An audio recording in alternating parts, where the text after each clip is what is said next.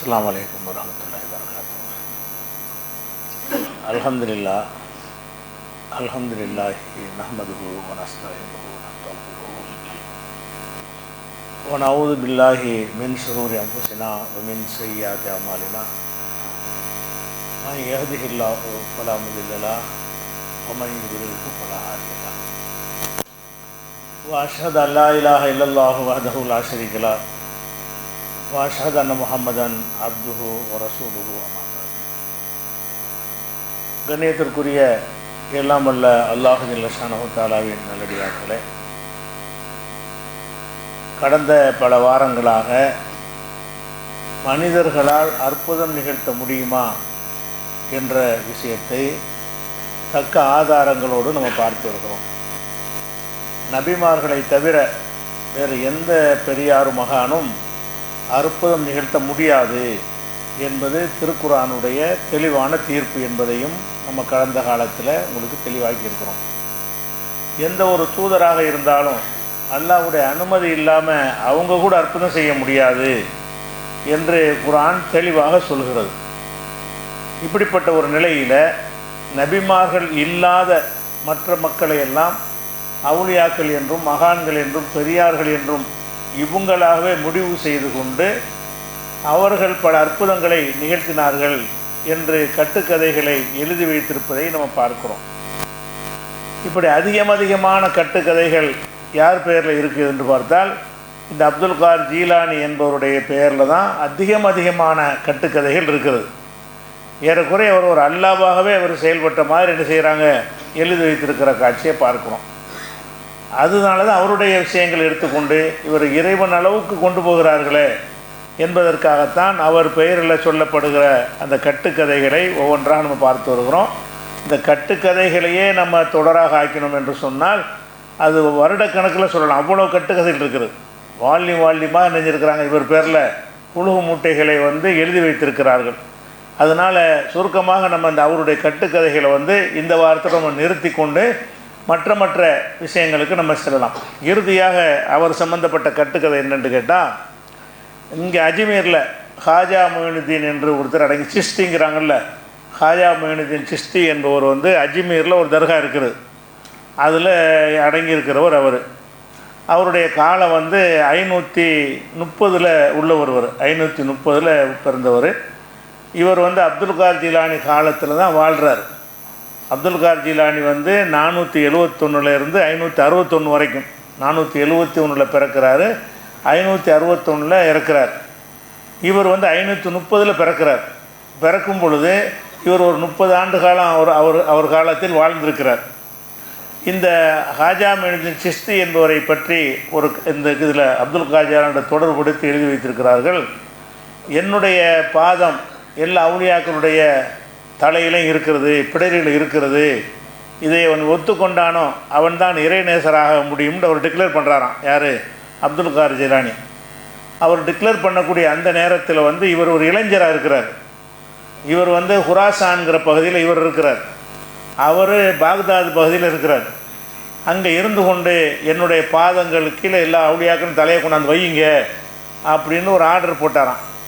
அப்போ இவர் என்ன செஞ்சார்னா, நம்ம கிட்டத்தில் இல்லையே, எப்படி தலையை கொண்டு கொடுக்குறது அப்படின்னு சொல்லி இருந்த இடத்துல இருந்து நினைஞ்சாராம், கீழே தரையை வச்சு உங்கள் காலை வைங்க அப்துல் கார் ஜீலானியை, நான் என்னுடைய தலையை முதல்ல தர்றேன் அப்படின்னு அவர் சொன்னாராம். சொன்ன உடனே இது உடனே அவர் அங்கே தெரியுதான்.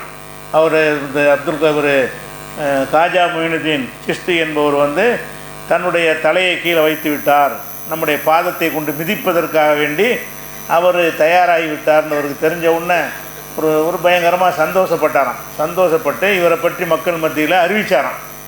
அதுக்கப்புறம் கொஞ்ச நாளைக்கு பிறகு இவர் நேரவே போய் சந்தித்து, அந்த பகதாதுக்கு போய் அப்துல் கார் ஜீலானி நேரவே சந்தித்து ஒரு 75 நாட்கள் அவரோட என்னஞ்சாராம் இருந்தாராம். அந்த 75 நாட்கள் அவர்கிட்ட படித்த வகையில் இறுதியாக அப்துல் கார் ஜீலானி என்ன செய்கிறாருன்னு கேட்டால், இவர் கேட்குறாராம், எனக்கு ஈராக்கு பகுதியில் ஆதிக்கம் செலுத்துகிற அதிகாரத்தை தாங்க. இவர் கேட்குறாராம், ஈராக்கு நம்மகிட்ட தந்துருங்க அப்படின்னு இவர் கேட்டாராம். அவர் சொன்னாராம், ஈராக்கு வேற ஆள் கொடுத்துட்டேனே, நீ இந்தியா வச்சுக்க. அதனால் இந்தியாவுக்கு வந்தாராம். அவர் இருந்ததே குராசானில் இருந்தார், அவர் இந்தியாவில் இருக்கலை. அவரையும் இந்தியாவுக்கு வந்தார்னு கேட்டால் இந்த பிரித்து கொடுக்குறலாம் இவர்களில் தான் இருக்குது. நிர்வாகம் பண்ணுறது, ஒவ்வொரு ஊருக்கு ஒரு அவுளியாண்டு மந்திரி நியமிக்கிற மாதிரி என்ன செய்கிறது இவர்களே தான் வச்சுருந்துருக்கார். அப்போ அவர் கேட்குறாரு, எனக்கு இந்தியாவை தந்துருங்கன்னு கேட்டாரான், அவர் ஈராக்கை தந்துருங்கன்னு கேட்டாரான். ஈராக்கு வேற ஒரு ஆள் கொடுத்துருந்தப்பா, நீ வந்து கேட்குறிய, அதனால் உனக்கு நான் இந்தியாவை தர்றேன். உடனே அதை கேள்விப்பட்டு தான் அவர் இந்தியாவுக்கு இங்கேருந்து புறப்பட்டு வந்தாராங்க. இந்தியாவுக்கு அவர் வந்து இங்கே அடக்கம் பண்ணது காரணம், அவர் இந்தியாக்காரர் கிடையாது. இந்தியாவில் வந்து அவர் அடக்கம் பண்ணது காரணம் என்னென்னு கேட்டால், அப்துல் கார் ஜிலானி வந்து இந்தியாவை பிரித்து அவர் கொடுத்துட்டார். அப்போ ஒவ்வொரு பகுதியை ஒரு ஆளுக்கு பிரித்து கொடுக்கக்கூடிய ஒரு அதிகாரம் பெற்றவராக இருந்தார் என்று அதே தஃப்ரீஜுல் ஹாத்திருங்கிற நூலில் இணைஞ்சிருக்கிறாங்க, எழுதி வைத்திருக்கிற காட்சியை பார்க்குறோம். இதெல்லாம் இதுக்குன்னு கேட்டால் ரொம்ப ஓவராக பில்டப் பண்ணுறாங்க அப்படிங்கிற காரணத்துக்காக தான். அதே மாதிரி வந்து அதுக்குள்ள வாசகத்தை சொன்னால் உங்களுக்கு விளங்கும். அதாவது இந்தியா கேட்டவுடனே தலபல் ஈராக் மினல் கௌசில் ஆலம், அப்துல் கார் ஜிலானிட்ட வந்து ஈராக்கை அவர் கேட்டார். அப்போ அப்துல் கார் ஜிலானி சொல்கிறாருன்னா, ஆத்தைத்தில் ஈராக்கை நான் கொடுத்து விட்டேன். ஷிஹாபுத்தீன் உமர் சஹரவர்தி, ஷிஹாபுத்தீன் உமர் சஹரவர்திங்கிற ஒரு ஆளுக்கு நான் ஈராக்கை கொடுத்துட்டேன். அங்கே அவர் தான் பவர் செலுத்துவார், அந்த இலாக்கை அவருக்கு தான். ஆத்தைத்துக்குள் இந்தியா உனக்கு தந்துட்டேன், நீ இந்தியாவுக்கு போன்னு சொன்னால் எதுக்கு சில அரபி வாசிக்கிறேன்னு கேட்டால், இல்லை கதை சொல்கிறேன்னு சொல்லுவாங்கள்ல, அவங்க தேடி எடுப்பதற்கு 2 வார்த்தை சொன்னால் தேடி எடுத்துடலாம். அந்த நூல்களில் அப்படி இருக்குது என்பதை நம்மளாக சொல்லலை, அப்படி தான் எழுதி வைத்து அவருடைய வரலாறுங்கிற பேரில் இதைத்தான் எழுதி வச்சுருக்கிறாங்க. அப்போ இவர் எங்கே நிப்பாட்டுறாங்கன்னு கேட்டால், எல்லா விதமான இலாக்கம் அவர் கையில் தான் இருக்குங்கிற மாதிரி எழுதி வச்சுருக்கிற காட்சியை பார்க்குறோம். அதே மாதிரி வந்து இன்னொருத்த சம்பவத்தை பாருங்கள். இவர் எப்படிப்பட்ட பவர் உள்ளவராக இருக்காருன்னு கேட்டால், அப்துல் கார் ஜிலானி அவருடைய காலத்தில் வந்து ஒரு அவுலியா இருந்தாராம், வலி. அவருடைய விலாயத்தை வந்து அல்லாஹ் பறிச்சிட்டானான். நீ வலியாக இருந்த உன் வலியை நான் அந்த விலாயத்து பொறுப்பை, இறைநேசருங்கிற பொறுப்பை எடுத்துட்டேன் அப்படின்னு அவர் சொன்னவுடனே அந்த காலத்தில் வந்த எல்லா அவுலியாக்களுக்கும் பெரிய மன வருத்தமாக போச்சான். இந்த மனுஷனுடைய விலாயத்தை அல்லாஹ் பறிச்சுவிட்டானே. அப்போ எல்லா அவுலியாக்களும் உண்ணா திரண்டு போய் அல்லாட்ட முறையிட்டாங்களாம், இறைவா நீ இந்த மனுஷனை வந்து அவுலியாவாக இருந்தார், அவுலியானா அது பட்டம் பதவியமாக இருக்கும், எல்லாம் கொடுக்குற மாதிரி அப்படி சிலர் இருக்கிற மாதிரி நினைக்கிறாங்க. அவுலியாண்ட எல்லாருமே இறைவன் நேசிக்கிற எல்லோரும் இறைநேசர்கள் தான். அவுலியாண்டு ஒரு கூட்டமே கிடையாது. நம்ம அல்லாவை நேசித்து நீங்கள் தொழுதிங்கன்னா நீங்கள் இறைநேசர், நீங்கள் அல்லாவை நேசித்து நோன்பு வச்சிங்கன்னா நீங்கள் இறைநேசர் தான். அப்போ பாவங்கள் செஞ்சிங்கன்னா சைத்தானோட நேசர். 2 தான் மனித குணத்தில் இருக்கிறாங்க. ஒன்று இறைநேசர், மற்றது சைத்தான் நேசர்ண்டு. இவங்க 4 பேர் அவுலியான்னு சொல்லி நாங்களாம் சைத்தான்னு ஒத்துக்கிறாங்க. நம்ம எல்லாருமே அவுலியா தான், அவங்க தான் அல்லாவுடைய நேசர். அப்போ நீங்களாம் சைத்தான் நேசரா? நம்ம எல்லாருமே அவுலியாவுடைய நேசர், அல்லாவுடைய நேசர்கள் தான். ஆனால் இவங்க என்ன செய்கிறாங்கன்னா, அவுலியான்னு ஒரு கூட்டம் இருக்கிற மாதிரி, ஒரு பட்டம் இருக்கிற மாதிரி நினைத்து கொண்டு எல்லாம் அந்த பறிச்சுட்டு அவருக்கு எப்படியாவது கொடுத்துரு அப்படின்ட்டு கெஞ்சினாங்களாம். எல்லோரும் போய் எவ்வளோ பேர் கெஞ்சினாங்களான்னு கேட்டால், வல்தஜாபி சலாசிமத்தி முசித்தின வலியன் 360 அவுலியா, 360 அவுலியாக்கள் திரண்டு போய் அல்லாட்ட என்ன செய்கிறாங்களாம், முறையிட்டாங்களாம். இவருக்கு எப்படியாச்சும் நீ வந்து அவுலியா பதவியை திரும்பி கொடுத்துரு. அது எல்லாம் முடியாதுட்டானான். அதுக்கப்புறம் வந்து அவங்க பார்த்தாங்களாம், லவ்ஹுல் மஹ்ஃபூலில் பார்த்தாங்களாம் இந்த அவுலியாக்கள்லாம். லவ்ஹுல் மஹ்ஃபூல் உனக்காக பார்க்க முடியுமா? லவ்ஹுல் மஹ்ஃபூல் என்பது வந்து உலகம் படைக்கப்படுறதுக்கு முன்னாடி உள்ளது இருந்து உலகம் அழியிற காலம் வரைக்கும் உள்ள எல்லாம் எழுதப்பட்ட ஒரு பதிவேடு. இப்போ நம்ம உட்காந்து நான் பேசிக்கிட்டு இருக்கிறது அங்கே லவ்ஹுல் மஹ்ஃபூலில் இருக்குது. நீங்கள் கேட்டுக்கொண்டிருப்ப என்பது லவ்ஹுல் மஹ்ஃபூலில் இருக்குது. யார் யாரெல்லாம் உட்காந்துருக்கீங்க அத்தனை பேருடைய பெயர் பட்டியல் அங்கே இருக்குது. ஒவ்வொருத்தரும் என்னென்ன பொசிஷனில் உட்காந்துருக்கீங்கிற வரமும் அங்கே இருக்குது. லவ்ஹுல் மஹ்ஃபூலில் உள்ளபடி தான் உலகம் இயங்குது. அதுக்கு பேர் தான் லவ்ஹுல் மஹ்ஃபூல். அதை ஒருத்தன் அறிவான்னு சொன்னால் எல்லாம் தெரியும்னு அர்த்தம். அதான் இறைவனுக்கு தெரிந்த எல்லா ஞானமும் ஒருவனுக்கு தெரியும்னு ஆயிரும். இந்த அவுலியாக்கள்லாம் பார்க்குறாங்களா, லவ்ஹுல் மஹ்ஃபூலில் பார்க்குறான், நல்லா ஓப்பனாக வச்சுருக்கானா. லவ்ஹுல் மஹ்ஃபூலுங்கிற வார்த்தைக்கே பாதுகாக்கப்பட்ட ஏடுன்னு அர்த்தம். எவனும் பார்க்க இயலாது. அதுக்கு பேரெல்லாம் என்ன வச்சுருக்கிறான்னு கேட்டால், ஃபீ கிதாபின் மக்னூன், மறைக்கப்பட்ட ஒரு ஏடு, பாதுகாக்கப்பட்ட ஒரு ஏடுன்னு என்ன அர்த்தம்? எவனும் எட்டிலாம் பார்க்க இயலாது, எனக்கு மட்டும்தான் தெரியும்ன்றல்ல அதுக்கு பேரை வச்சுருக்கிறான். அதில் உள்ளதை எட்டி பார்த்தாங்கன்னா இவரை துர்பாக்கியசாலின்னு எழுதியிருக்கிறான். யாரை? இந்த விலாயத்து பறிக்கப்பட்டவர் இருக்கார்ல, இவர் ஒரு கெட்டவர் என்று எழுதி வச்சுருக்கிறான். அப்போ சொல்லிட்டாங்களே, இந்தப்போ லவ்ஹுல் மஹ்ஃபூலில் பார்த்துக்கிட்டோம், உன்னை எல்லாம் அப்படி தான் எழுதி வச்சுருக்கிறான், உனக்கு ஒன்றும் பண்ண இல்லாது நீ போ அப்படின்ட்டாங்களாம். அப்புறம் என்ன ஜான்னு கேட்டால், இவங்க வந்தாராம், அப்துல் கார் ஜிலானிட்ட வந்தாராம். இந்த 360 பேரில் அவர் போகல போல இருக்குது. அவர்கிட்ட தனியாக வந்து நினைஞ்சிருக்கிறாங்க. நீங்கள் என்னென்னு கேட்ட உடனே உங்களுக்கு சக்தி இருக்குன்னு நினைக்கிறேன் அப்படின்ன உடனே அவர் சொன்னாராம், பெயின் குந்த மருதூதன் அனில்லா, அல்லாவால் நீ விரட்டப்பட்டு இருந்தால் நான் அக்குதிரோ, எனக்கு சக்தி இருக்கிறது. அஜய் அலக்க மக்பூலன் இந்தல்லா, அல்லாவிடத்தில் ஒப்புக்கொள்ளப்பட்டவராக உன்னை ஆக்குற சக்தி எனக்கு இருக்குது. நீ அல்லாஹ்வால் விரட்டப்பட்டவன் லவ்ஹுல் மஹ்ஃபூல் எழுதியிருந்தாலும் சரி, அதை மாத்திர சக்தி என்ன இருக்கு எனக்கு இருக்குது அப்படின்னு அவர் சொல்லிவிட்டு அல்லாஹ்வுடைய கட்டளை சேர்த்துக்கிறோம். பிஇذنில்லா அல்லாஹ்வுடைய கட்டளை பிரகாரம் செய்வதற்கு எனக்கு அனுமதி இருக்குதுன்னு சொல்லிவிட்டு அல்லாஹ்விடத்தில் வந்து கேட்டாராம். அப்போ அல்லாஹ் என்னஞ்சான்னு கேட்டால், இந்தப்போ இவ்வளோ அவுலியாக்கள் பிரச்சனை அவனுக்காக பரிந்து பேசிட்டாங்க, நான் யார் எதுவும் ஏற்றுக்கிறல, நீ என்ன பேசுகிற அப்படின்னு சொல்லி நான் இன்னும் சொல்ல போனால் நான் எழுதி வர வச்சுட்டேன் அப்படின்னு சொல்லி அல்லாஹ் சொன்னானா. நீ எழுதி வச்சாலும் நீ எதுக்காக நீ வாயிலிருந்து உன்னை அவுலியாவாக்குறேன்னு சொல்ல வச்சாய், நீ தானே சொல்ல வச்சா. அல்லாட்ட எதிர்வாதம் பண்ணுறாரு. உன்னை நல்லவனாக்குறேன்னு ஒரு வாக்கு கொடுத்துட்டார்ல, அந்த வார்த்தையை நீ தான் வர வைத்தாய். நீ அங்கே வந்து கெட்டவன் எழுதி வைத்துவிட்டு என்னுடைய நாவிலிருந்து உன்னை நல்லவனாக்குறேன் என்று சொல்ல வச்சுட்டாய. அப்போ என் நாக்கில் நீ என் வர வச்சாய் அப்படின்னு அல்லாட்ட ஆர்கியூமெண்ட் பண்ணுறாங்க. ஷைத்தான் இப்லீஸ் பண்ண மாதிரி பண்ணுறாரு. அல்லாஹ் இடத்துல இப்லீஸ் தானே பண்ணான். அவரை நெருப்பில் படைத்தாய், என்னை அவரை மண்ணில் படைத்தால் என்னை நெருப்பில் படைத்தான்னு பேசுகிற மாதிரி என்ன செய்கிறார், அல்லாட்ட எடக்கு முடக்கு வாதங்கள் பண்ணுறாரு. கடைசியில் எல்லாம் என்ன செய்கிறான்னா, சரி இப்போ அவரை நல்லவராக்கிறதா கெட்டவராக்குறாங்கிற ஓம் பொறுப்பில் விட்டுறேன். அவரை மாத்திரம் இல்லை, இன்னும் உலகத்தில் உள்ள யாருக்கு பதவியை கொடுப்பதும் உனக்கு தான், யாருக்கு அவுளியா பட்டத்தை எடுக்கிறது உனக்கு தான். இனிமேல் வந்து ஒருவர் அவுளியாக்குறது நீ தான், ஒருவரை ஷைத்தான் ஆக்குறது நீ தான், உனக்கு முழு அதிகாரம் தந்துட்டேன் அப்படின்னு அல்லாஹ் வந்து ஒதுங்கிக்கிட்டான். இந்த டாப்பிக்கே அவர் கையில் விட்டுட்டான் மொத்தத்தையுமே என்று எழுதி வச்சுக்கிறாங்க. அப்படின்னா இந்த ஒரு மனிதர் மீது உள்ள அந்த பிரியம்ங்கிறது எங்கே போயிடுச்சுன்னு கேட்டால், பக்தி வெறியெல்லாம் தாண்டி அல்லாவை விட மேலே கொண்டு வைக்கிற அளவுக்கு, அல்லாவை எதிர்க்கிற அளவுக்கு, அல்லாஹ் லவ்ஹுல் மஹ்ஃபூல் எழுதுனதையே மாற்றுற அளவுக்கு, அந்த அளவுக்கு ஒரு ஆதிக்கம் செலுத்தக்கூடியவராக கொண்டாந்து காட்டுறதை நம்ம பார்க்கணும். அதை விட இன்னொரு கொடுமையை பாருங்கள். இது மாதிரி நிறைய கதை இருக்குது, ஆயிரக்கணக்கான கதைகள் இருக்குது. அதுவே உரைகளாக போனால் அவங்க நிறைய செய்திகள் கிடைக்காது என்பதற்கு தான் நம்ம அடுத்த வாரத்துலேருந்து வேறு விஷயத்தை எடுக்கிறோம். அதில் என்னென்னு கேட்டால், ஹசன் அஸ்கரின்னு ஒருத்தர் இருந்தார். ஹசன் அஸ்கரின்னு சொன்னால் எல்லாம் இந்த ஷியா கும்பல்னு சொல்ல வைங்களேலாம், ஷியாவுடைய வாடைண்டு, ஷியாவுடைய 12 இமாமில் ஒரு ஆள் யார், ஹசன் அஸ்கரிங்கிறவர் ஷியாவுடைய இமாம்களில் ஒரு ஆள். அலி ரலியல்லாஹுனுடைய 8வது பேரன், அலி அவருடைய பேரன் மகனுக்கு மகன் வரும்ல, அவர் பேர் ஹசன் அஸ்கரின்னு சொல்லுவாங்க. அவர் என்ன செஞ்சாராம், ஒரு தொழுகை பாய் வச்சுருந்தாராம், தொழுகை விரிப்பு முசல்லா. அந்த முசல்லாவை என்ன செஞ்சார்னு கேட்டால், அப்துல் காதர் ஜிலானி ஒருத்தர் வருவார், நீ பத்திரமா என்ன செய்யணும், பாதுகாத்து அவர்கிட்ட நீ கொடுக்கணும் அப்படின்னு இவர் என்ன செஞ்சாராம், அவருக்கு சொன்னாராம். இவருடைய காலம் 260ங்க, அவர் 560 வரப்போகிறார். 300 வருஷத்துக்கு பிறகு அவர் வரப்போகிறார். இவர் பார்க்க மாட்டார். அதனால் என்ன செஞ்சாராம், ஒரு முசல்லாவை கொடுத்து அப்துல் காதர் ஜிலானி ஒருத்தர் வரப்போகிறார், நீ பத்திரமா பாதுகாத்து அவர்கிட்ட கொடுத்துடணும்.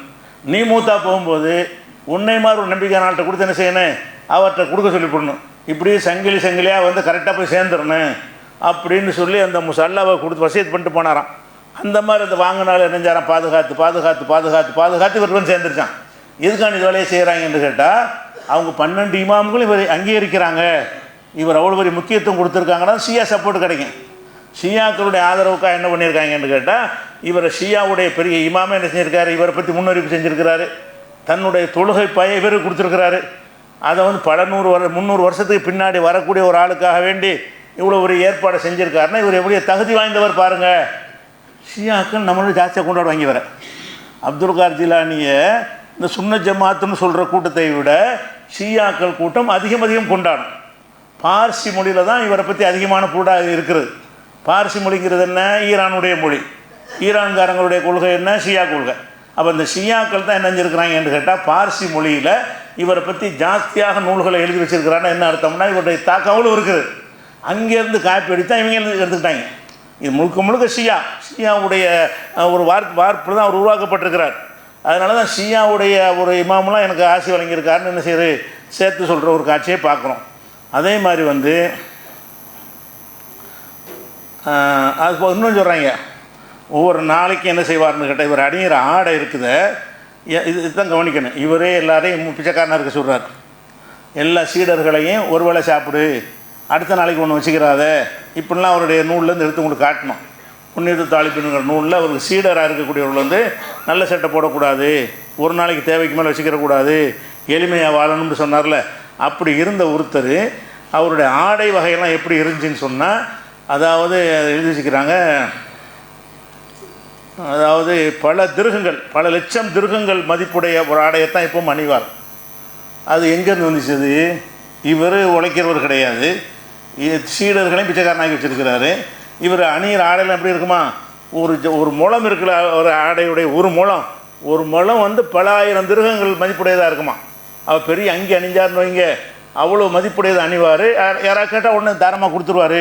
அவர் வள்ளல்னு காட்டுறதுக்கு இந்த கதை எழுதி வச்சுக்கிறாங்க. ஆனால் எதை யோசிக்கலை, மும்புட்டு காசு அவர் எப்படி வந்துச்சு, அவர் மக்கள்கிட்ட வந்து இப்படி சொல்லி இப்படி இந்த வசூலிச்சாரா, கோடி கோடியாக இப்படி வந்து வியாபாரம் பண்ணாரா? ஒன்றும் பண்ணலை, வியாபாரம் பண்ணலை, தொழிலும் பண்ணலை, பரம்பரை பணக்காரரும் கிடையாது. ஆனால் இவர் அணிகிற ஆடையெல்லாம் என்னதுக்கு, ஒரு நாளைக்கு 10 அடிமையை வாங்கி விடுதலை செஞ்சு இருப்பாராம். இப்படியே வந்து கதைகள் எழுதி வச்சுக்கிறாங்க, நம்ப முடியாத அளவு. அப்போ இவர்கிட்ட ஒரே முசாவர் பிச்சைக்காரன் மாதிரி சொல்கிறாங்க. ஒரு பக்கம் பெரிய மல்டி மில்லியனியர் மாதிரி என்ன செய்கிறாங்க, அவருடைய செயல்பாடுகளை எழுதி வச்சுக்கிற காட்சியை பார்க்குறோம். இது ஒரு பக்கமாச்சு. இது எல்லாத்தையும் விட ஒரு முக்கியமான விஷயம் என்னென்னு கேட்டால், ஒரு ஆள் வந்து என்ன செய்யாருன்னு கேட்டால், இவர் மேலே ரொம்ப பிரியம் உள்ள ஆளாம். அப்துல் காதர் ஜிலானி அவருக்கு ரொம்ப உசுரான். அவர் என்ன செஞ்சார்னு கேட்டால், மார்க்கத்தையெல்லாம் பேண மாட்டாராம். பெரிய பாவி, அவங்க எழுதி வச்சுக்கிறாங்க, பெரிய பாவி, முஸ்லிம் நல்ல துணுபி, பாவங்களில் ஊறி திளைத்தவராக இருந்தார். ஆனால் அப்துல் காதர் ஜிலானின்னா உசுரவருக்கு அப்படி நேசிக்கிட்டு இருந்தாராம். அவர் இறந்துட்டாராம். இறந்தவொடனே முன்கர் நக்கீர் வந்து கேள்வி கேட்டாங்களாம், உன்னுடைய ரப்பு யார் அப்படின்னு கேட்டவுடனே அப்துல் காதர்னாராம். யாருங்க உங்கள் இறைவன் யாருன்னு கேட்டால் என்ன சொன்னாராம், அப்துல் காதர் ஜிலானி இருக்கான் அந்த கபருக்குள்ளே சொன்னானாம். அதுக்கப்புறம் உமன் நபியுக்க, உன் நபி யார், அப்துல் காதர். உமா தீனுக்க, உன்னுடைய மார்க்கம் என்ன, அப்துல் காதர் மார்க்கம். அப்போ கபூரில் கேள்வி கேட்டால் இறைவன் யாருன்னு கேட்டாலும் அப்துல் காதர் தானா, நபி யாருன்னு கேட்டாலும் அப்துல் காதர், உன் மார்க்கம் எது என்று கேட்டாலும் அப்துல் காதர் மார்க்கன்று கபூரில் சொன்னானா. உடனே மலக்கு மார்க்கம் சரியான கோபமாக முன்கர்ணைக்கு இருக்குது. அல்லாட்டிருந்து அசரீர் வந்துருச்சான். மலக்கே ஒன்றும் செஞ்சிடாத, அவன் என்னுடைய நேசருடைய பேரை சொல்லியிருக்கிறான். அல்லாண்டு கூட சொன்னாலும் சொல்லலாம் போல இவர் அல்லாண்டு சொன்னால் கூட அல்லா திருப்தி போடுவோம். எப்படி எழுதிக்கிறாங்க, இவர் அல்லாண்டு சொல்கிறான். கபரில் போய் விசாரிக்கும் போது உன் இறைவன் யாருன்னு கேட்டால் அப்துல் காருங்கிறான். அந்த ஒன்று காலத்துக்கு இவனை செய்யணும், கடும் தண்டனை கொடுக்கணும். அல்லா நினைச்சானா, என்னுடைய ஹபீபை சொல்லிட்டார், அவர் என்னுடைய நேசரை சொல்லியிருக்கிறார் என்ற காரணத்தினால் அவருடைய கபரை விசாலமாக்கும். இப்படி எல்லாம் சொன்னாலும் எழுதிக்கிறாங்க. அதனால தான் இந்த கூட்டமெல்லாம் என்ன செய்யுது, ஒன்று தொழுகணும் உண்மை செய்ய மாட்டானுவன். நல்ல மூழுது மட்டும் ஓதி கருகிறாக்கி எதுக்கு செய்கிறாங்க, இந்த மாதிரி ஒரு பெரிய வச்சாலே அந்த கபூரில் போய் நம்ம அப்துல் காதர் அல்லான்னு சொன்னால் கூட ஒன்றும் பிரச்சனை இல்லை, நம்ம தப்பிச்சுக்கிடலாம். ஏன்னா அப்துல் காதர் அல்லான்னு வணங்குற அளவுக்கு வந்துருச்சே. அல்லான்னு சொன்னால் கூட அல்லா கோவிக்க மாட்டானா. அப்துல் காதர் ஜிலானி அல்லாண்டாலும் அல்லாஹ் கோவம் வராதான்.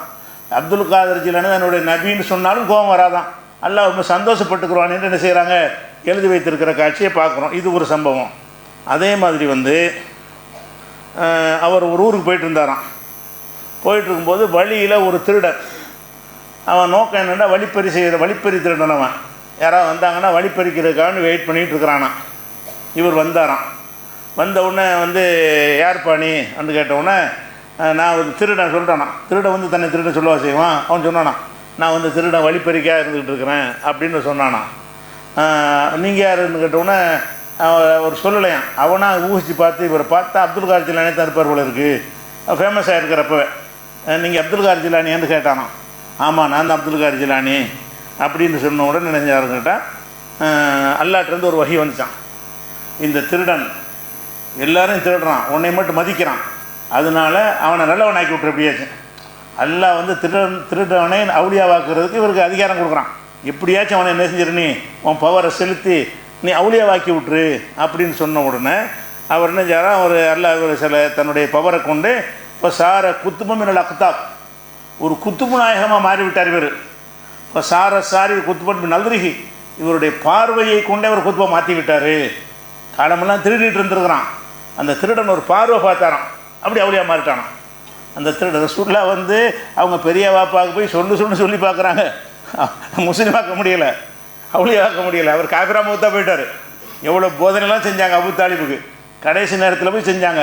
அல்லாஹ்வுடைய ரசூல் போதனை செஞ்சு கூட ஒருத்தர் ஏற்றுக்கிறாம இறந்து போன காட்சியை பார்க்குறோம். அபூல் அஹப் அது மாதிரி அவங்க பெரிய அப்பா அப்படி இருந்ததை தூக்கி வளர்த்தவர் ஒரு சின்ன பிள்ளையில், அவர் அது மாதிரி இருக்கிறத பார்க்குறோம். இவருக்கு என்ன இப்போ ஒரு பார்த்தாலே எல்லாம் மாறிடும், ஒரு ஆளை பார்த்தா அவுளியாவாயிருவாங்க. அப்படின்னா இது என்ன மாதிரி நினச்சிட்டு எழுதி வச்சுக்கிறாங்கன்னு யோசிச்சு பாருங்கள். அதே மாதிரி வந்து இது நிறைய இது மாதிரி கதைகள் இருக்குது. இது மாதிரி வந்து இவரை பற்றின கதைகள். அதுக்கு அடுத்த நிலையில் வரக்கூடியவர் நாகூரில் அடங்கியிருக்கார்ல ஷாஹுல் மீதுன்னு, அவர் பேரில் உள்ள கதைகள், அந்த மௌலுதில் அந்த கதையெல்லாம் எழுதி வச்சுக்கிறாங்க. எல்லாமே கப்சாக்கள், பொய்கள், அந்த அந்த கதையை சிந்திச்சு பார்த்த முதல்ல அவுளியா அற்புதம் செய்ய முடியுமாங்கிற எல்லாம் அடிபட்டு போயிடும். எந்த ஒரு அவுளியாவும் அற்புதம் செய்ய முடியாது. எவன் அவுளியான்னு நமக்கு சொல்லவும் இயலாது. நீங்கள் அவுளியான்னு நினைக்கிறாள், அல்லாட்ட சைத்தானா கூட இருப்பான். அவுளியாங்கிறது அல்லாஹ் ஒருத்தனுக்கு தான் தெரியுமே. ஒருத்தன் நேசனா இல்லையா என்பது அல்லாஹ்வுக்கு தான் தெரியும். நபிகள் நாயகம் ஸல்லல்லாஹு அலைஹி வஸல்லம் அவங்களுக்கே தெரியாது என்பது தான் அறிவித்து கொடுத்தாலே தவிர, அல்லாஹ் அறிவித்து கொடுத்தவர்களை தவிர வேறு யாரை பற்றியும் நல்லடியார் என்று ரசூல்லாவுக்கு சொல்ல முடியாது என்பதையெல்லாம் இந்த தொடரில் முன்னாடி விளக்கியிருக்கிறோம். எத்தனை பேர் ரசூல்லா ஏமாத்தினாங்க, அவுளியா வேஷம் போட்டாங்க, ரசூல்லா நம்புனாங்க, நம்பி ஏமாந்தாங்க, பல பேர் அழைச்சிட்டு போய் கொலை பண்ணிட்டாங்க, அதையெல்லாம் ரசூல்லா நம்புனாங்க. இது விவரத்தெல்லாம் சொல்லியிருக்கிறோம். அப்படிப்பட்ட நிலையில் என்ன செய்கிறாங்கன்னா, இவர் பேரில் கதை, அப்துல் கார் ஜிலானி என்பவர் பேரில் கதை, அது மாதிரி ஹசன் ஹுசைன் அலி பேரில் பார்த்து இவங்க பேரில் அதிகமான கதைகள், அந்த அற்புதங்கள்ங்கிற கதைகள் எல்லாம் இதெல்லாம் பார்த்தீங்கன்னா எல்லாம் அந்த ஷியாவுடைய தாக்கமாக தான் இருக்கும். அதனால் இந்த அற்புத கதைகள் நீங்கள் பார்க்கும் பொழுது இவ்வளோ டீப்பாக நீங்கள் போக தேவையில்லை. இஸ்லாத்தின் ஒரு அடிப்படையை மட்டும் யாபத்தில் வச்சுக்கணுங்க. என்ன யாபத்தில் வச்சுக்கணும்னா, அற்புதங்களை பற்றி அல்லாஹ் குர்ஆனில் என்ன சொல்கிறோம், ஒமா கானலி ரசூலின், எந்த ஒரு தூதராக இருந்தாலும் ஏத்தியபி ஆயத்தின் ஒரு அற்புதம் கொண்டு வர முடியாது, இல்லாபி இதுனில்லா, அல்லாஹ் அனுமதிச்சாலே தவிர முடியாது. அப்போ ரசூலாக இருந்தால் கூட அவர் நினைக்கும் போதெல்லாம் செய்ய முடியாது. நான் அல்லாஹ்வுடைய தூதர் மக்கள்கிட்ட சொல்கிறார், சொல்லுவதற்கு ஒரு அற்புதத்தை செஞ்சு காட்டினா தான் அவன் நம்புவான். தூதர் நம்பணும்ல, அல்லாஹ்வுடைய தூதர்னா எதை வச்சுப்பா நம்புறது கேட்பான்ல. அதுக்காக அல்லாஹ் என்ன செய்கிறான்னா அற்புதத்தை கொடுக்குறான். கொடுத்தான்னு சொன்னால் என்னத்தை அல்லாஹ் கொடுத்தானோ அதை தான் செய்ய முடியும். எப்போ செய்ய சொல்கிறானோ அப்போ தான் செய்ய முடியும். அப்போ கைத்தடியை கொடுத்தோன்னா நினைக்கும் போதெல்லாம் பாம்பா மாறுமானா மாறாது. அந்த கைத்தடி பாம்பா மாறின விஷயத்தை நீங்கள் எடுத்துக்கொள்ளலாம். எப்படி எடுத்துக்கொள்வது? முதல்ல அல்லாஹ் என்ன செய்கிறான்னு கேட்டால், மூசா நபியை நேரடியாக உரையாடலுக்கு வர சொல்கிறான்னா, உரையாடல் நடக்குது. உன் கையில் என்ன பண்ண எல்லாம் கேட்குறான். மா தில்கபி யமீனிக்க யா மூசா, மூசாவை உன்னுடைய வலதுகையில் என்ன வச்சுக்கிற? அவர் சொல்கிறாரு, ஹே அசாய, என்னுடைய கைத்தடி, அத்த வக்கோ அலைஹா வஹஸ்பிஹா அலா கணமி, இது நான் ஊன்றிக்கொள்வேன், ஆடுக்கு இலதில் பறித்து போடுவேன், ஒளிய ஃபீஹா மாரிபு உஹரா, இன்னும் பல வேலைகள் இதை வச்சு நான் செஞ்சுக்கிடுவேன் அப்படின்னு அவர் சொல்கிறார். அல்லாஹ் என்ன செய்கிறான்னா, கீழே போடு, அந்த கைத்தறி கீழே போடுன்ற ஒன்று அப்படி பயங்கரமான பாம்பாக மாறுது. கைத்தறி கீழே போடுறாரு, பாம்பாக மாறிடுச்சு. பாம்பாக மாறின உடனே இதை போய் என்ன செய்கிறாருன்னா, ஃபிரௌன்கிட்ட போய் இந்த அத்தாட்சி எடுத்து காட்டுறாரு. காட்டின உடனே அவன் என்ன செய்கிறான்னு கேட்டால், ஒரு பந்தயத்துக்கு ஏற்பாடு செய்கிறான். என்ன பந்தயம்? நீ செய்கிறது சூனிய கலை, இந்த மாதிரி கைத்தடியை பாம்பாக மாற்றுற அளவுக்கு எங்கள்கிட்ட நிறைய பேர் இருக்கிறாங்க, இதெல்லாம் ஒரு வித்தை, அற்புதமெல்லாம் கிடையாது, நாங்களே நிறைய பேர் செய்வோம், போட்டி வச்சுக்கிறோமான்னு கேட்குறான். அவர் சரின்ட்டார். ஒரு குறிப்பிட்ட நாளை ஜுமிய சஹரத்தில் மீகாத்தி யோமின் மாலும், அறிவிக்கப்பட்ட நாளில் சூனியக்காரெல்லாம் ஒன்று திரண்டார்கள். குர்ஆனில் இந்த சம்பவம்லாம் வருது. ஒன்று திரண்ட உடனே அவங்க கேட்குறாங்க, இம்மான் துல்கிய ஓ இம்மான் நக்குன அவ்வளவன் அல்கா, வித்தையை நீ போடுறியா நாங்கள் போடுவான்னு கேட்குறாங்க. ரெண்டு பேரும் உட்காந்துட்டு, அந்த பக்கம் மூசா மட்டும், அந்த பக்கம் மந்திரவாதிகள் கேட்குறாங்க, நீ போடுறியா நாங்கள் போடட்டுமான்னு. அப்போ நீங்களே போடுங்க. அவங்களும் போடுறாங்க. போட்டால் கயிறுகளையும் கைத்தடியும் போடுறாங்க. அது பாம்புகளை போல நெளிந்து வருகிறது. பாம்புகளை போன்ற பொய்த்தோற்றம் தந்ததுன்னு நல்ல வார்த்தை குர்ஆனில் சொல்லி, ஹையல் இலைஹி அன்னஹா ஹையத்துன் தஸா, சீறுகின்ற பாம்பை போன்று ஒரு பொய்த்தோற்றம் ஏற்பட்டது. ஆனால் பார்த்தா பாம்பு மாதிரி தெரியுது, நெசமாக பாம்பு இல்லை. உள்ள நுழைஞ்சு ஆய்வு பண்ணி பிடிச்சி பார்த்தா பாம்பாக இருக்காது. அதாவது சில மெடிக்கல் மாமாங்கிறது தடவி ஏதோ ஆயில் தடவி வெயிலில் போட்டால் பாம்பு மாதிரி நெளியும் போல ஏதோ ஒன்று செஞ்சு வச்சுருக்கிறாங்க. அப்போ இவர் பயப்படுறாரு. மூசா நபி என்ன செய்கிறாரு? பயப்படுறாரு. ஏன் பயப்படணும்? இவர்கிட்ட தான் கைத்தறி இருக்குல்ல, கைத்தறி இருந்தால் பாம்பை தூக்கி போட்டு பாம்பை ஆக வேண்டிய ஆக முடியாது. அங்கேருந்து ஆர்டர் வரணும். என்னஞ்சாரு? பயப்படுறப்ப அவுஜஸி நஃப்ஸி ஹீஃபத்தம் மூசா, இதை பார்த்த உடனே மூசாவுடைய உள்ளத்திலே கடுமையான பயம் வருகிறது. அப்போ அல்லாஹ் என்ன செய்யற, லா தஹப் இன்னக அன்தல் அலா, பயப்படாத, நீ தான் ஜெயிக்க போகிறாய் அப்படின்னு சொல்லிட்டு, ஃபால்கி மாஃபி யமீனிக்க, இப்போ உன் கையில் உள்ளது கீழே போடு. அப்போ போடுறாரு. அப்போ தான் பாம்பாக மாறுது. அவர் என்ன நினைக்கல, நம்மகிட்ட வந்து பாம்பை எல்லாம் மாற்றி காட்டியிருக்கிறான், ஏற்கனவே கீழே போட்டோன்னு பாம்பு ஆகியிருக்கிறது, இப்போ போடுவோன்னு நினைக்கல. ஏன்னு கேட்டால் அப்படி போட்டால் நடக்காது. ஏன்னா அந்த கைத்தறிக்கு அந்த சக்தி கிடையாது, மூசாவுக்கு அந்த சக்தி கிடையாது. அல்லாஹ் சொல்லும்போது மாத்திரம்தான் அது மாறும். அப்போ கையில் வச்சுருக்கிற வலது கையில் இருப்பதை கீழே போடுவீராகன்றவுடனே அதை போட்டவுடனே என்ன செய்யறது? சீரும் பாம்பாக மாறியது. அவங்க செஞ்ச சூனியத்தை எல்லாம் விழுங்கியது நல்லா சொல்லி காட்டுகிறான். அப்போ இது பேசிக்கான அடிப்படை நம்ம விளங்கி கொள்ள வேண்டும். ஒரு நபியாக இருந்தால் கூட ஒரு அற்புதத்தை செஞ்சால் கூட அதை ரெண்டாவது தடவை செய்ய முடியாது. ரெண்டாவது தடவை செய்வதற்கு என்ன வரணும்? அல்லாட்டிருந்து ஆர்டர் வரணும். அனுமதி கொடுத்தால் ஒரு என்னென்ன வெறும் கைத்திலே தான் இருக்கும். தூக்கி போட்டால் ஒன்றுமே ஆகாது. அப்படி இருக்கக்கூடிய நேரத்தில் நபி இல்லாதவங்களுக்கு எப்படி அற்புதம்? என்ன தேவை? நபிக்கு அற்புதம் வந்து தேவை இருக்குது. ஏன்?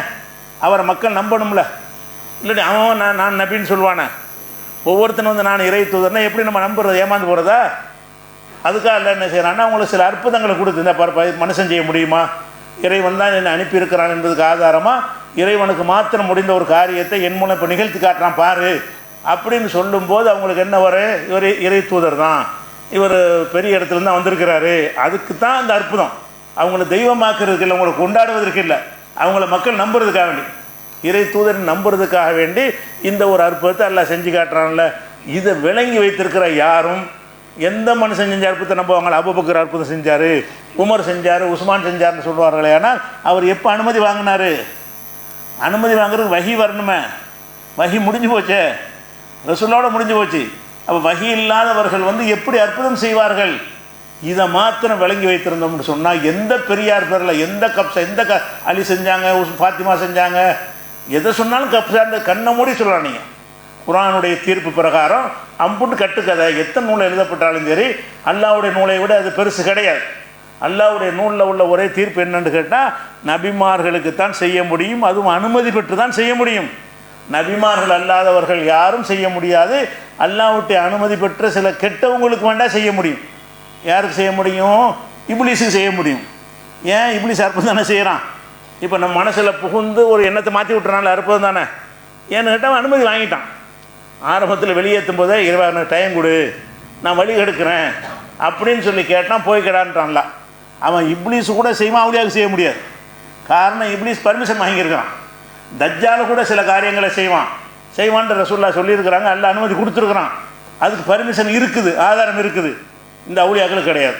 அவுளியான்னு சொல்லக்கூடிய யாருக்குமே அவர்கள் அற்புதம் நிகழ்த்துவார்கள் என்று சொல்வார்களே. ஆனால் இது எப்படி அல்லாட்டிருந்து இவர் இப்போ அது அனுமதி பெற்றாரு, அதுக்குரிய ஆதாரம் என்ன கேட்டால் முடிஞ்சு போச்சு. அதனால் இந்த அற்புதங்கள் வரும் பொழுது இந்த விஷயங்களை நீங்கள் கவனமாக தெளிவாக இருந்து கொள்ள வேண்டும். இன்னும் இறைவனை குறித்த பல விஷயங்களை இன்ஷா அல்லாஹ் அடுத்தடுத்த வரத்தில் பார்க்கலாம் சார்.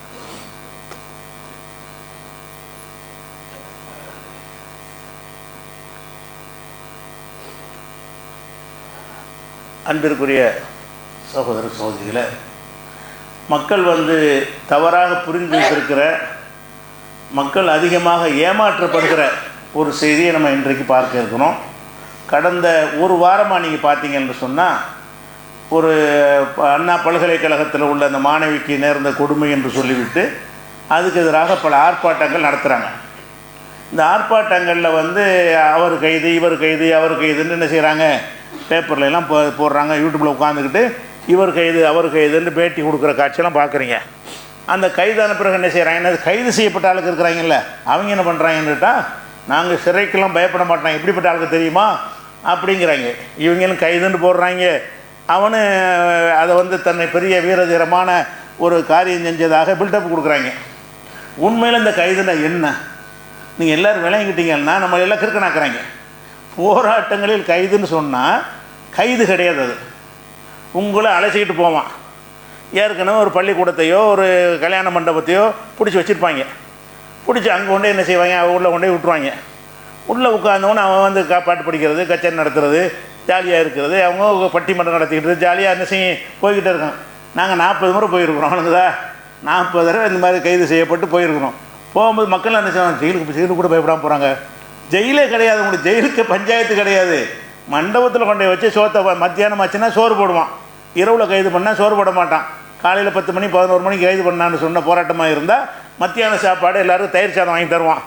அது பிரியாணி 2 கேட்பாங்க, பெரிய சண்டையெல்லாம் நடக்கும். அப்போ இந்த சாப்பாடை சாப்பிட்டுக்கிட்டு அதுக்கப்புறம் 4 மணி 5 மணி ஆன உடனே போங்கன்றுவான். சில நேரத்தில் வேணும்னே நம்மளை மன உளைச்சலுக்காக வேண்டி சொல்லாமல் இருப்பாங்க. எப்போ விடுவீங்க, எப்போ விடுவேன்னு கைது செய்ய போகிற கேட்பாங்க. நம்மளோட வந்து ஆளுக்களை நாங்களும் போயிருக்கும்போது என்ன செய்வாங்க, எப்போ விடுவாங்க, 6 மணி ஆச்சு, 7 மணி, வேணும்னு 8 மணிக்கு விடுவாங்க சில நேரங்களில். ஆனால் கண்டிப்பாக விட்டுருவாங்க. அப்போ இது என்ன கைதா, இது இவங்களுக்கும் தெரியும். இவங்க என்ன செய்கிறாங்கன்னா, பெரிய வீரதீரமான காரியம் செஞ்சதாக பில்டப் பண்ணுறாங்க. அவர் கைது, இவர் கைது, சிறைக்கு கூட பயப்படவில்லை. சிறையே இது கிடையாது. இன்னும் சொல்ல போனால் இதுக்கு ரெக்கார்டே கிடையாது. முதல்ல மண்டபத்தில் கொண்டு போனால் ரெக்கார்டு பண்ணணும்ல. ஒரு ஆள் கைது பண்ணணுன்னு ரெக்கார்டாவது பண்ணுவாங்களான்னு பண்ண மாட்டாங்க. ரெக்கார்டு பண்ணுவதற்கு 5 நாள் வேணும். ஏன்னா சிறையில் அடைப்பதற்கு ரெக்கார்டு பண்ணுவதாக இருந்தால் ஒரு நபருக்கு அரை மணி நேரத்துலேருந்து 1 மணி நேரம் தேவைப்படும். 1000 பேருக்கு வந்து எவ்வளோ 1000 மணி நேரம் ஆகும். 1000 மணி நேரம்னா எத்தனைன்னு பார்த்துக்கிறங்க, எத்தனை பேரை போடணும்னு பார்த்துக்கிறங்க. அவனுடைய பேர், ஊர், வாப்பா பேர், சட்டையெல்லாம் கலட்டி மச்சான் கிச்சம்லாம் பார்ப்பானுவோம். இதெல்லாம் ஒரு ஆளுக்கு ரெக்கார்டு பண்ணுவதற்கு என்ன ஆயிரும், அரை மணி நேரம், குறைஞ்சது அரை மணி நேரம் ஆகும். அதனால சிறையில் அடைக்க முடியாது. பெரிய கூட்டத்தெல்லாம் கொண்டு இவ்வளோ லிஸ்ட்டெல்லாம் போட்டு போடுறதா இருந்தால் இன்றைக்கி கைது பண்ணுறால சிறையில் அடைச்சி முடிக்கிறதுக்கு ஒரு 20 நாள் ஆகும். அதனால் என்ன பண்ணுவாங்கன்னா பிடிப்பாங்க, அனுப்பி விட்ருவாங்க. இப்போ நம்ம என்ன செய்யணும்டா, இந்த கோமாளி கூத்துக்கு வந்து அரசாங்கம் ஒரு முடிவு கட்டணும். ஒன்றுமில்லாமல் போய் ஓசிச்சரோட சோறுதுன்ட்டு வர்றதுக்காக வேண்டி வீர தீரம்னு பேசுகிறாங்க. அவன் பாட்டுக்கு ஒருத்தன் மாற்றி ஒருத்தன் வந்துக்கிட்டே இருக்கான். என்னடா உள்ள தைரிய மக்கள்லாம் நினைக்கிறாங்க, என்ன வீரம் பார்த்தீங்களா, ஜெயிலுக்கு போகிறது கூட அஞ்சாமல் போயிட்டுருக்குறாங்க அப்படின்னு மக்கள் நினைக்கிற அளவுக்கு என்ன செய்கிறாங்க, இதை கொண்டு போகிறாங்க. அதனால் இந்த கைதுங்கிற வார்த்தையை வந்து போலீஸ் அரசாங்கம் சொல்லக்கூடாது. இனிமேல் வழங்க அப்புறப்படுத்தப்பட்டார்கள்னு சொல்லு. ஏன் கைதுன்னு சொல்கிற, கைதுனா கேஸ் போட்டியா, கைதுனா குறைஞ்சபட்சம் வழக்கு போடணுமா இல்லை, நீதிமன்றத்தில் ஆஜர்படுத்தான்னு கைது. இப்படி நீதிமன்றத்தில் ஆஜர்படுத்தி கேஸ் போட்டால் தானே கைதுன்னு வரேன். நீதிமன்றத்துக்கு கொண்டு போக மாட்டாங்க, இந்த முன்னெச்சரிக்கைன்னு பிடிப்பாங்க. நாளைக்கு போராட்டம்னா இன்றைக்கி எழுதிட்டு போவாங்க. அவங்களத்தான் ஜெயிலில் கொண்டு வைப்பாங்களே தவிர போராட்டத்தில் ஈடுபடுற ஆளுக்களை பிடிச்சாங்கன்னு சொன்னால் மண்டபம் தான். விளங்குதா, 25-30 பேர் போராட்டத்துக்கு போனோன்னு வைங்க, அப்போ ரிமாண்ட் பண்ணிடுவாங்க. ஏன்னா 25 பேருக்கு ஜெயிலில் இடம் இருக்கும். 500க்கு மேலே கைது பண்ணான்னு வைங்க, ஜெயிலில் போட மாட்டாங்க. மண்டபத்தில் வச்சு சாப்பாடை கொடுத்து போயிட்டு வாங்க, சாயந்தரம் அனுப்பிடுவாங்க. இதை செஞ்சு விட்டு போயிட்டு வந்தவனெலாம் பெருமை அடித்து போகும்போது கையை காட்டு போகிறது இப்படிங்கிறது. என்ன வேனில் அள்ளிட்டு போவாங்கல்ல, அந்த வேனில் இருந்துட்டு கை காட்டுறது என்னமோ பெரிய பயங்கரமான அஞ்சாதவர்கள் மாதிரி, எதுக்கும் தயாரான மாதிரிலாம் காட்டுறாங்க. அதனால் இந்த கைதுன்னு வரக்கூடிய எல்லாமே பொய், எல்லாமே என்னது சும்மா ட்ராமா பண்ணிகிட்டு இருக்கிறாங்க. இன்னும் சொல்ல போனால் உலகத்தில் ஜனநாயக நாட்டில் எனக்கு தெரிஞ்ச இந்தியாவில் தான் போராட்டங்களுக்கு அனுமதி வாங்கணுங்கிறதே இருக்குது. ஜனநாயகத்துக்கு அர்த்தமே ஒன்றைய அனுமதி வாங்கிட்டு பேசினா அதுக்கு இப்போ ஜனநாயகமா, பேச்சு உரிமை இருக்குங்கிற, நான் அனுமதிச்சாத்தான் பேசணும்னா அது என்ன பேச்சு உரிமை? அப்போ மற்ற ஜனநாயக நாடு ஒரு சாதனைக்கு இலங்கை உட்பட போராட்டம்னா நீங்கள் வாட்டு சொல்லிட்டு செய்ய வேண்டியதான். உனக்கு போராட்டம் அனுமதி மறுப்புலாம் சொல்கிறதெல்லாம் இங்கே மட்டும்தான் இருக்கிறது. இன்னமும் போலீஸ் ராஜ்யம் வச்சுக்கிட்டு இருக்கிறாங்க. இதுக்கு போராட்டத்துக்கு ஒன்றையது அனுமதி கேட்கணும், நீ அனுமதி கொடுக்கணும். அனுமதி இல்லாதனால இது கைதுன்னு பண்ணணும். வந்தால் எந்த இடத்துல கூடுறானோ அங்கே போலீஸ் பாதுகாப்பு போட்டு மக்களுக்கு பிரச்சனைலாம் பார்த்துட்டு அனுப்பி விட்றணும். போராட்டம்னு சொன்னால் அறிவிக்கத்தான் செய்யணுமே தவிர பர்மிஷன் வாங்குறது என்பது எந்த ஜனநாயக நாட்டிலையும் இல்லை. அதுக்கு பேர் ஜனநாயகமும் இல்லை. உரிமைங்கிற கருத்து சுதந்திரம்ங்கிறீங்க, எங்கே சுதந்திரம்? உங்களை கேட்டு தான் பேசணும்னா அதுக்கு பேர் கருத்து சுதந்திரமா? அப்படி தான் இங்கே மட்டும் தப்பாக வச்சுருக்கிறாங்க. இந்தியாவில் மாத்திரம் இந்த அதனால் என்ன செய்கிறாங்கன்னா தடையை மீறி ஆர்ப்பாட்டம், போலீஸ் பர்மிஷன் கேட்பீங்க, இல்லைன்றுவானா கைது பண்ணுவான். அதில் கூட பல வேடிக்கை இருக்குது, தெரிஞ்சுக்கிறக்காக சொல்கிறேன். முதல் வீட்டு முற்றுகைன்னு சொல்லுவாங்க. முதல் வீட்டில் போய் எவனா முற்றுகை பண்ணியிருக்கானா? பண்ண மாட்டான். முதல் வீடு முற்றுகைன்னு அறிவிப்பாங்க. அறிவிக்கிறவனுக்கும் தெரியும் நம்ம பொய் சொல்கிறோம்னு சொல்லி அரசாங்கத்துக்கும் தெரியும். அப்போ போலீஸில் கூப்பிட்டு கேட்பாங்க, எந்த இடத்துல வந்து நிற்க போகிறீங்க? முதல் வீடு முற்றுகைங்கிறது அது ஒரு இடத்துல இருக்குன்னு வைங்க, ஆழ்வார்பேட்டையா, ஆழ்வார்பேட்டையில் இருக்கும் முதல் வீடு முற்றுகைங்கிறது இங்கே பர்மா வகையில் உடனே விட்ருவாங்க. இங்கேருந்து முதல்ல முற்றுகை பண்ணுறாங்களாம். நீங்கள் இந்த இடத்துல அசம்பிள் ஆகிக்கிறங்க, நாங்கள் உங்களை தூக்கிட்டு போயிடுறோம். எந்த இடத்துல அசம்பிள், இதுதான் முதல் வீட்டு பொய் அம்புட்டும். முதல் வீடு முற்றுகை, அவர் வீடு முற்றுகை, கவர்னர் மாளிகை முற்றுகைமாங்க. கவர்னர் மாளிகைக்கிட்ட விடுவான உன்னைய இவங்களே சொல்லிடுவாங்க கவர்னர் மாளிகை முற்றுகைன்னு சொல்லி. கவர்னர் மாளிகை முற்றுகைன்னு அறிவிச்ச உடனே போலீஸ் என்ன செய்யும், தலைவர்கிட்ட கூப்பிட்டு கேட்கும் எந்த இடத்துல அசம்பிள் ஆகுறியான்னு. கவர்னர் மாளிகை போக முடியாது, பின்னி எடுத்துருவாங்க. கவர்னர் மாளிகை முற்றுகைன்னு சொன்னால் நீங்கள் மக்களை ஏமாத்துறதுக்கு சொல்கிறீங்க, நாங்களும் மக்களை ஏமாத்துறதுக்காக வர்றோம், அதனால் எந்த இடத்துல நீங்கள் நிற்க போகிறேன்னு கேட்பான். அது சில இடத்துல நம்ம சொல்லுவோம், அது மட்டும் எங்கே தான் நிற்கணுமா, அதுக்கும் கவர்னர் மாளிகை 10 கிலோமீட்டர் இருக்கும். அங்கே நிப்பாட்டி போட்டு கவர்னர் மாளிகை முற்றுகையை சென்றவர் கைதுன்னு பேப்பரில் போடுவாங்க. அதுவும் பிடிச்சி கொண்டே மண்டபத்துக்கு அனுப்பி விட்ருவான். அப்போ இந்த மண்டபத்தில் வைத்து அனுப்புறதுங்கிற ஒரு குறைஞ்சபட்சம் இந்த மண்டபத்தில் பிடிச்சி போகிறவங்களுக்கு சாப்பாடு ஓஞ்சல் உண்டா சொல்லு. அது சொன்னாலும் இந்த மாதிரி பொய் ஏமாத்துறவங்க அதிகரிக்க மாட்டாங்க. பொய்யை சும்மா நான் கைது பண்ணிட்டாங்க, நடவடிக்கை எடுத்துகிட்டு இருக்காங்க, கோர்ட்டில் வர தனியாக எடுத்து நடந்து அதுக்கு போய் போராட்டம் பண்ணிட்டு இருக்காங்க. ஒரு சம்பவம் நடக்குது, போலீஸ் கைது பண்ணிருச்சு, அவங்களுக்கு நீதிமன்றம் வேறு தானாக எடுத்துக்கொண்ட ஒரு விஷயத்துக்காக வேண்டி எதுக்காண்டி ஒரு விளையாட்டுத்தனமாக போராட்டம் நடக்குதுன்னா ஒன்றுமில்லை. ஆனால் வெளியில் பார்த்தா வீரம், வெளியில் பார்த்தா பெரிய தியாகம்னு தெரியும், உள்ளுக்குள்ள பார்த்தா ஒன்றுமே இல்லை. வாங்கடா போவோம், நானும் போவோம் ஆளாளுக்கு என்ன செய்கிறாங்க இருக்குது, மாவட்டத்துக்கு மாவட்டம் ஊருக்கு பண்ணிகிட்டு இருக்கிறாங்க. அப்போ இந்த மாதிரி கோமாளி கூத்தை ஒழிப்பதாக இருந்தால் இந்த கைதுன்ற வார்த்தை யூஸ் பண்ணக்கூடாது. அவங்கள அப்புறப்படுத்தணுமே. ஆனால் மண்டபத்து வாடகை வரைக்கும் சாப்பாடு வரைக்கும் நீ தான் தரணும், தந்தா தான் வெளியே போன்றணும். ஊர் போய் வரமாட்டான். சாப்பாடு காசு நீ உன் காசுலாம் சாப்பிட்டுக்கிறன்னு மண்டப வாடகை வசூல் பண்ணி டிவைட் பண்ணி கேட்போம். அது தந்து பணத்தை கட்டிட்டு வெளியே போங்கன்னு சொன்னீங்கன்னா தன்னால் இந்த மாதிரி பொய் போராட்டம் ஏமாத்திர பாட்டம் நின்று போயிடும். அதனால் இதை வந்து ஒரு வீரதீரமான ஒரு காரியத்தை போல் சித்தரிக்கிறாங்களோ புரிதலுக்காக உள்ள விஷயம் நீங்கள் விளங்கி கொள்வதற்காக இதை செய்கிறோம். அஸ்ஸலாமு அலைக்கும்.